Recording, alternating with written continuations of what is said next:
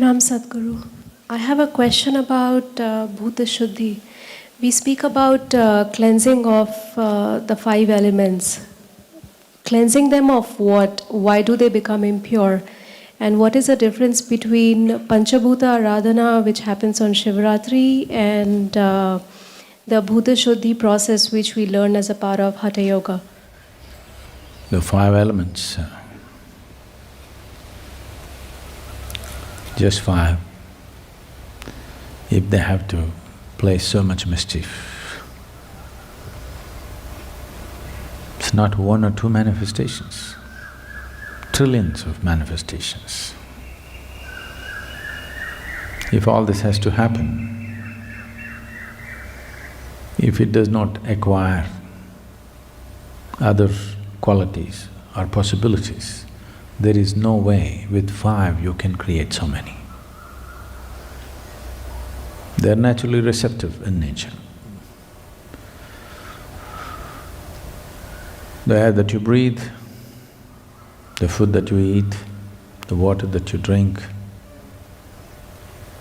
We will leave the other two because you don't have much experience of those two. Today we know we can influence them just with thought, emotion, intention or energy. We can change the quality of the water, we can change the quality of the air and the food that we eat just with our intention or emotion or thought process. So, the five elements within you, which makes this body, are deeply, deeply influenced. A certain layer of information which generally referred to as the karmic substance gathers. Without it, the elements would not behave in a particular way within you. It would be same, every human being would have been same if there was no specific information. See, if you eat a banana, you become a woman. The banana becomes a woman. Somebody here eats, it becomes a man. If a cow eats, it becomes a cow. Same banana. Banana is not so intelligent to make itself into a man, woman, cow, whichever animal consumes. It is a certain amount of information within you which transforms a banana into a woman or a man or a cow or an elephant or whatever for that matter. What you call as myself, individual self is essentially a certain volume of information. And the fundamental way that it is stuck onto you is through the elements, because there is nothing here apart from the elements. So, cleansing it is also about cleansing it and making it free of the accumulated information or the karmic substance. If this is not done, then you will be a strong individual, but you will never know how to breach this boundary that you have set for yourself. This is not some boundary set by the existence, this is a boundary that you set for yourself. If you cannot cross the boundary that you set up, that's a foolish way to live, isn't it? You set up a boundary without knowing why, and you can't cross it after some time. And you start claiming, this is how I am. This is, this is a common statement you hear everywhere. You ask them to cross some limitation, no, this is how I am. This is not how you are, this is what you made yourself to be. Now, cleansing becomes relevant when you want to extend yourself beyond these boundaries, when freedom and liberation becomes the goal of your life. If you want to be a concrete ball, there's no need to cleanse. There's no need to cleanse at all. So, concretization of karmic processes will make you rigid. Rigidity will bring enormous amount of suffering, enormous. You don't need a calamity to happen, you are a calamity by yourself. You do not need any external assistance. This is called self-help. Most people, when it comes to their suffering, they're all on self-help, you know.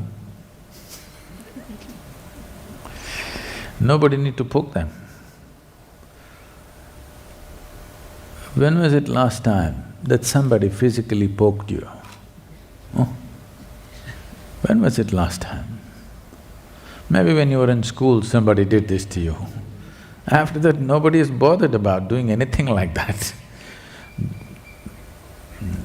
Most of you, almost all of you have never been poked with a dagger or a sword, at the most a pin or a finger, nothing more. But for most of you in the last 10, 15 or 25 years, nobody has ever even poked you with a finger, because everybody is wary of you. Who's So, how much… if you look at the volume of suffering that you go through, anger, fear, hatred, jealousy, whatever else you go through, misery, whatever, how much has been caused from external agencies?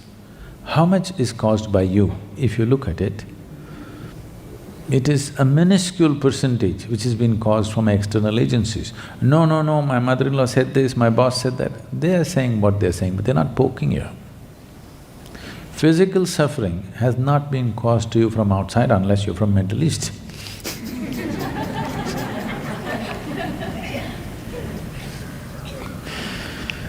For most of you, such things have not happened, but rest is all your own making. This is simply because the imprint is so deep that you behave in predetermined, compulsive ways. 1,000 times the same situation has happened, but still the next time it happens, you almost react the same way. It takes a certain amount of awareness, certain amounts of shaking you up to respond in a different way. So, what's called Bhuta Shuddhi is to do it in the most fundamental level. If we cleanse your mind, if you clean it in the morning, by afternoon you'll have a whole new world again. It's really waste. This is why no significance or no importance is given in the yogic system towards your psychological structure. What you think, what you feel, they don't care, because if you change it today again, within few hours you'll change it back into something else. We are only interested in the body. This is why yoga calls everything as body. Physical body, mental body, energy body like this, but no mind. Because the psychological activity that's happening, towards which you have given enormous importance, is of no consequence or significance, depending upon the type of information imprinted within you. Whatever is your karma, whatever is your sanskara, that is how you think, that's how you feel, that's how your emotions happen, everything happens that way. So we are interested in handling the root. If you prune the tree, it will sprout back with vengeance. No point pruning it. If you handle the root, it'll be gone. So the very root of karmic imprint is in the elements. That is the most fundamental space. It takes much more than handling other aspects. So generally, because most people are not interested in absolute transformation, they just want a little change, they don't want to lose themselves. Bhuta Shuddhi means you want to lose yourself. Whether it's good, bad, ugly, beautiful, it doesn't matter, you want to lose everything that you have built so that the Creator's creation will stand up and shine within you. It'll take a certain amount of work. The Bhuta Shuddhi that's been taught to you is very basic. If you want to do more serious forms of Bhuta Shuddhi, it will mean it becomes your entire life. It's not something that you do on the side. So, even if you do a very minor version of Bhuta Shuddhi, you will see the change that happens in you is permanent. There is no tendency to fall back, and that's important. Otherwise, everybody changes for 3 days and again they fall back into the rut after some time. That will not happen when you assist whatever else you're doing with the Bhuta Shuddhi practice. Nadaradhana, the Panchabhuta Aradhana is another matter, that's a ritual. For those who are not willing to do sadhana, just to give them some benefit.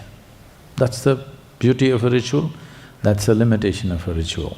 Somebody else can conduct a ritual for you. You don't have to do any sadhana, just sit there and benefit from that. But then only if they conduct, you have it, otherwise you don't have it. Suppose we don't do Panchabhuta Aradhana, you don't have it. So, the ritual is always like this. It is beautiful because people who do not know anything about it, they can still benefit from it. At the same time, if those who conduct do not conduct it properly, it will not happen to you. If they do not conduct it at all, it will never be available to you. But if you do Bhuta Shuddhi practice by yourself, if you're willing, you can keep it up and you will see as time progresses, its impact is undeniable. Above all, whatever it does, however small the practice is, whatever it does, there is no turning back. That's a very important aspect of Bhuta Shuddhi. If you, let's say 6 months you do asana, another 1 year you give it up, everything will be back as it was. 6 months you did pranayam, if it's a powerful process like Shakti Chalana Kriya, if you did, its impact will be there, but after a certain period of time, if you don't do it for a certain period of time, again it'll turn back. You meditate, you do shunya meditation for some time, if you don't do it for a certain period of time, slowly it'll turn back. But that is not the nature of Bhuta Shuddhi. Bhuta Shuddhi if you do, nothing seems to be happening because it's very fundamental and it's slow. But whatever happens, it will not turn back. It stays with you. As long as you hold this body, it stays with you, it will not go because it's on a very fundamental level. That's the significance of Bhuta Shuddhi.